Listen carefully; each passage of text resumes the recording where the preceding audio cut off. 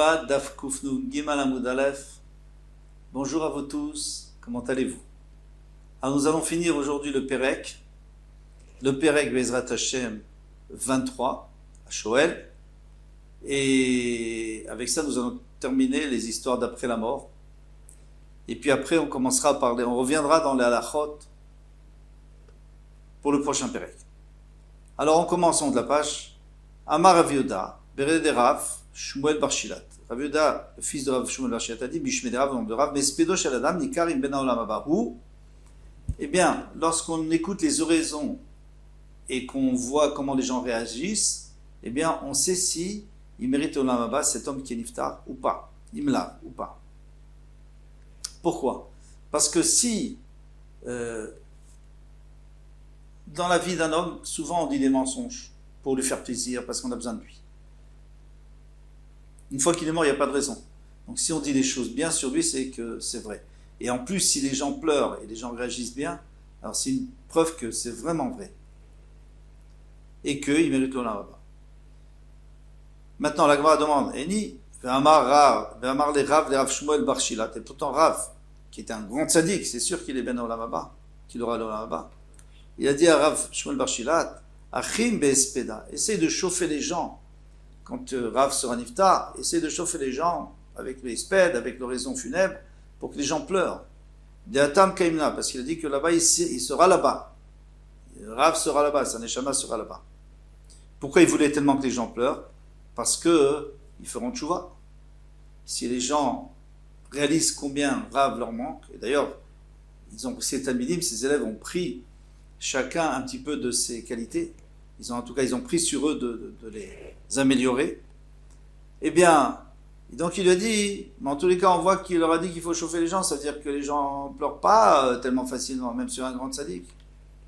Donc à chaque semaine, une question, Ademechamule ve'achim, Ademechamule ve'loachim. Si ils chauffent les gens avec leur oraison funèbre et que les gens pleurent, alors c'est une preuve qu'il a un tzaddik. Et s'il ne pleure pas, c'est qu'il reste froid, c'est une preuve que ce n'était pas un tzaddik. Amar Abaye le Rabba. Abaye a dit Rabba, qui était son oncle, qui gonmar des sanoulé koulou des pumpaditae. Il dit par exemple, mon maître, que tous les gens de Pumpadita le haïssent. Ils avaient de la haine pour lui. Pourquoi? C'était des menteurs et des tricheurs. Et lui était tout le temps obligé de leur faire des reproches et il ne l'aimait pas.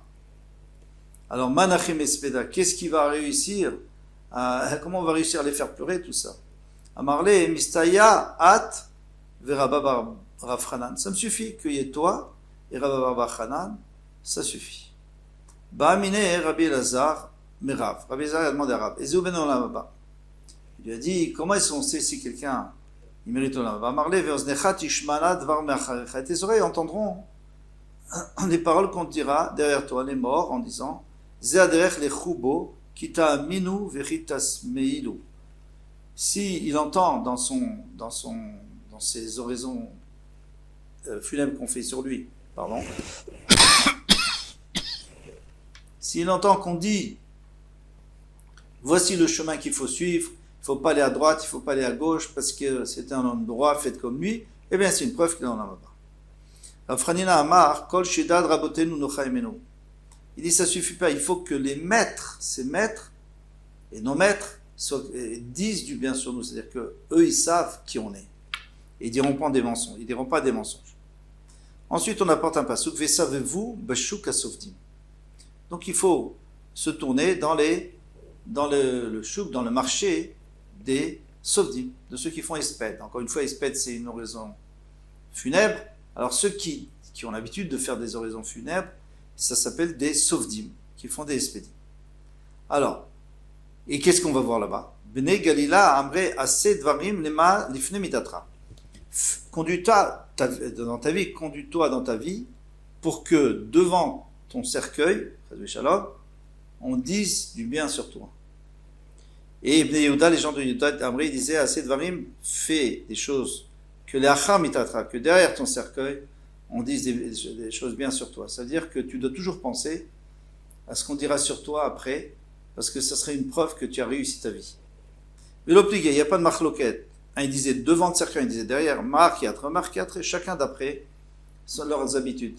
Parce qu'en Galilée, celui qui faisait l'oraison, il était devant le cercueil. Et en Yehuda, il était derrière le cercueil. Donc voilà. Tanan, on a enseigné. Tanatam, Rabbi Eliezer Omer, Shuv Yom Echad Lifnei Mitatra. Fais tes shuvah au moins un jour avant ta mort. Pourquoi pas le jour de la mort? Parce que le jour de la mort, c'est terrible. Le Satan, le Yitzhara, le Malach HaMavet, il vient, il lui fait peur, il lui dit, je vais te tuer, sauf si tu renies Hachem. De toute façon, il va le tuer. Mais il dit, sauf si tu renies Hachem. Alors, si la personne ne tient pas le coup, c'est terrible. De toute façon, il va mourir. Tandis que s'il a fait Teshuvah un jour avant, quand il était encore tranquille, alors là, ça tiendra. Shalut Amida va être Rabbi Eliezer, Vechri Adam Yodeh Ezeu Yom Yamut. Est-ce que quelqu'un sait quand il va mourir? Il ne peut pas faire la veille, comment il sait? Marlem, il leur a dit, Vekol Sheken Yashuva Yom, Shema Yamut Macha. Et il n'a qu'à faire Teshuvah aujourd'hui parce qu'il peut mourir demain. Venitza Kol Yom Avet Teshuvah, et toute sa vie, il sera Bet Teshuvah. Donc il aura une Teshuvah constante. Ve'av Shlomo Amar Bechot Chmato, et ainsi Shlomo Amelech a dit dans sa Chochma, dans sa sagesse, Becholet Yub Gadecha Levanim, tes habits seront toujours blancs, c'est-à-dire que tu auras toujours une neshama propre, et tu seras toujours lavé et oint. Façon de parler, c'est parfumé, ça veut dire que la personne, elle fait teshuva tout le temps. Amar Rabbi Yochanan ben Zakkai Mashal, les Melech chez Zimen, alors on va aller vite et puis après on dira le Nimshal. Et ça ressemble un tout petit peu au Mashal qu'on avait fait hier, mais c'est pas de rapport.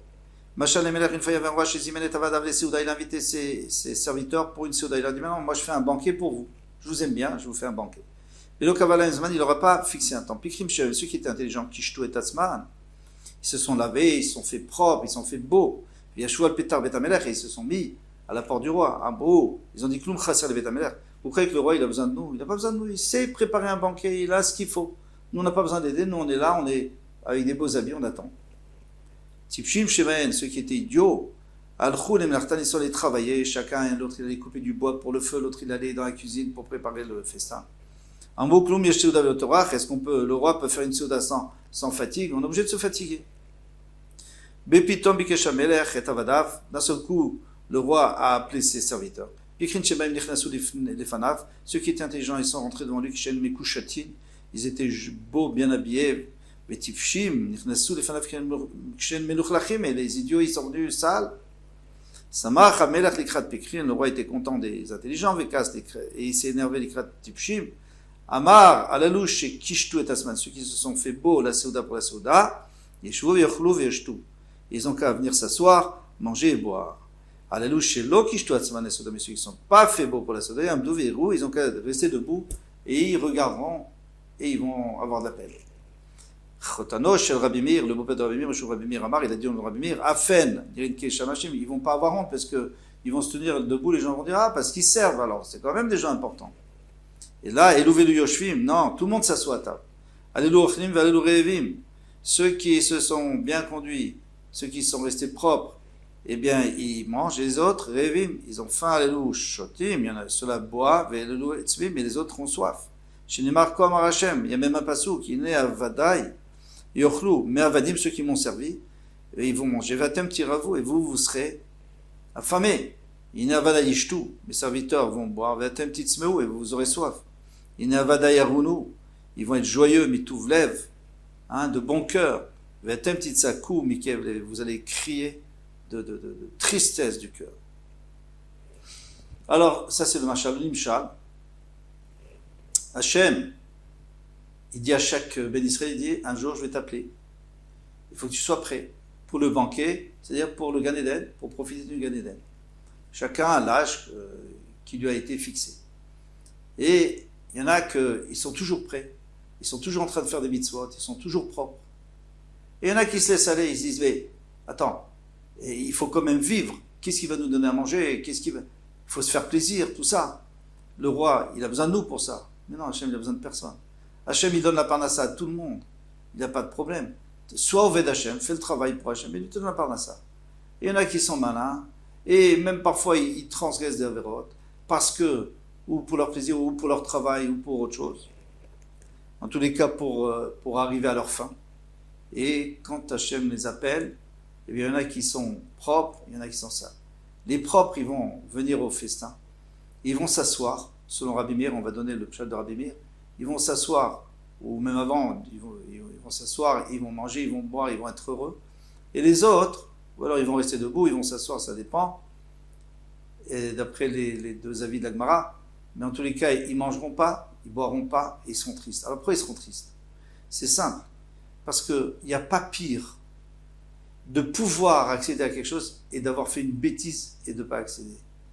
Imaginons deux personnes qui avaient 1 million, il y en a un qui l'a investi comme on lui a conseillé, et il y en a un qui a fait à sa tête, il y en a un qui est devenu millionnaire, milliardaire, et l'autre a tout perdu. C'est la pire des choses qui peut arriver. Tu avais la possibilité d'aller au Gan Eden, et maintenant tu es là et tu regardes tous les autres qui profitent, et tu peux même pas manger, tu peux même pas boire, ça brise le cœur. D'avoir à faire une autre explication. Becholet yu gadecha levanim, tes habits, alors c'est une autre explication du passage qui n'a aucun rapport avec nous, tes habits seront blancs, le tzitzit, c'est le talit. Tu auras toujours un talit avec des tzitzit. Les tzitzit, parce que les tzitzit, il y a du blanc, il y a aussi du bleu, mais parfois il n'y a pas du bleu vert. On n'a plus le techelet. Mais shemen al roshcha al irsar et l'utfilin. Il y aura toujours quelque chose sur ta tête de beau, de parfumé, c'est des tefilin. Adran alach HaShoel, nous avons fini à Shoel, on commence Mishir Shir. Alors Mishir Shir Baderech, quelqu'un qui est en chemin et la nuit tombe, Shabbat. Noten Kisol Enochi, alors il est presque arrivé en ville, mais il n'est pas en ville, qu'est-ce qu'il fait?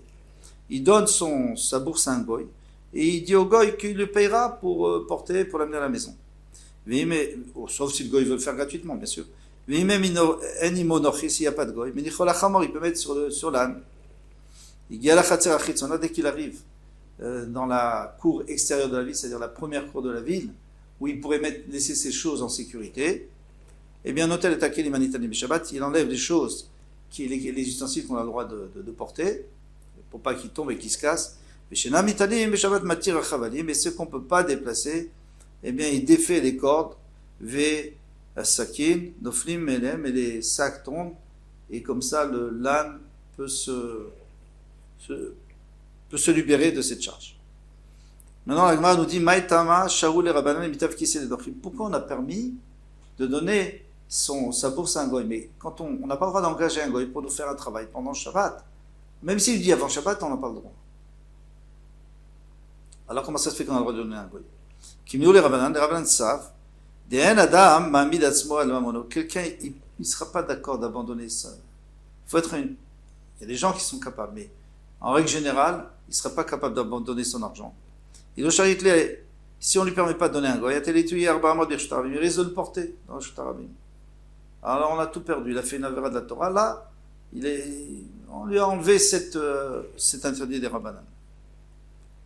Amarava, Rava dit, Davka Kiso, c'est Davka sa bourse, des choses à lui, avant le Metzialo, mais une trouvaille, par exemple, s'il a trouvé de l'argent, non, ou un ustensile, ça on ne lui permet pas. Pourquoi? Parce que ce qui est à lui, il s'est fatigué, il n'est pas d'accord de l'abandonner.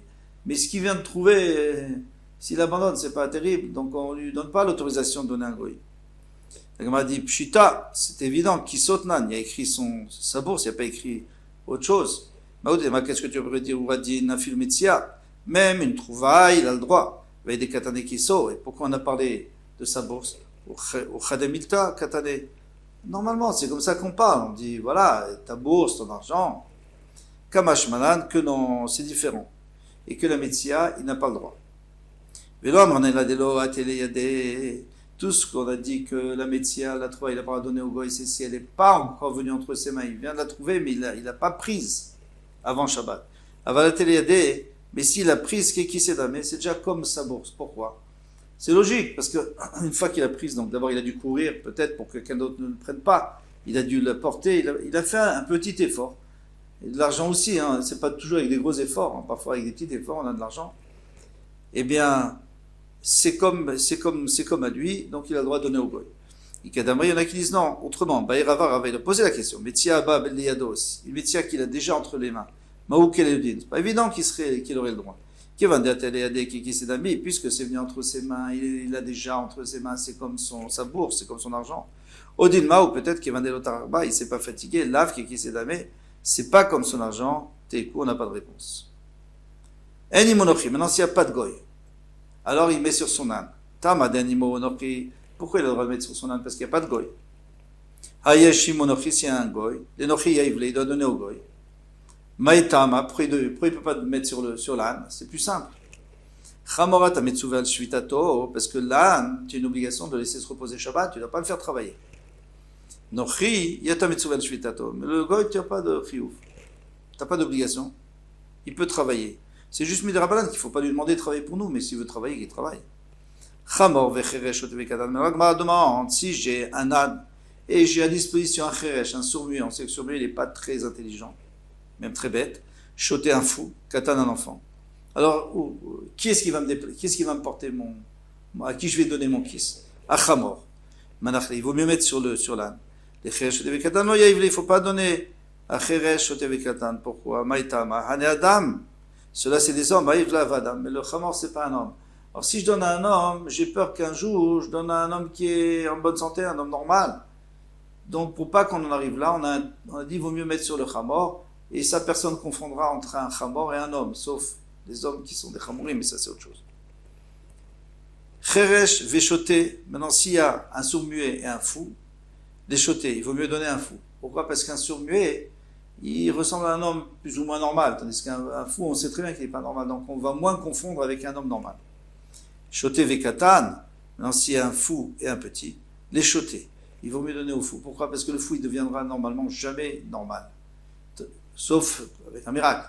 Tandis que le katan, il va grandir. Il va dire, ah, mais j'ai porté, donc je peux encore porter. Donc c'est pour ça qu'il vaut mieux éviter de donner à un katan. Et on va s'arrêter là. Ça commence un nouveau sujet. Eh bien, à bientôt. Bezat Hashem Kol Tuv.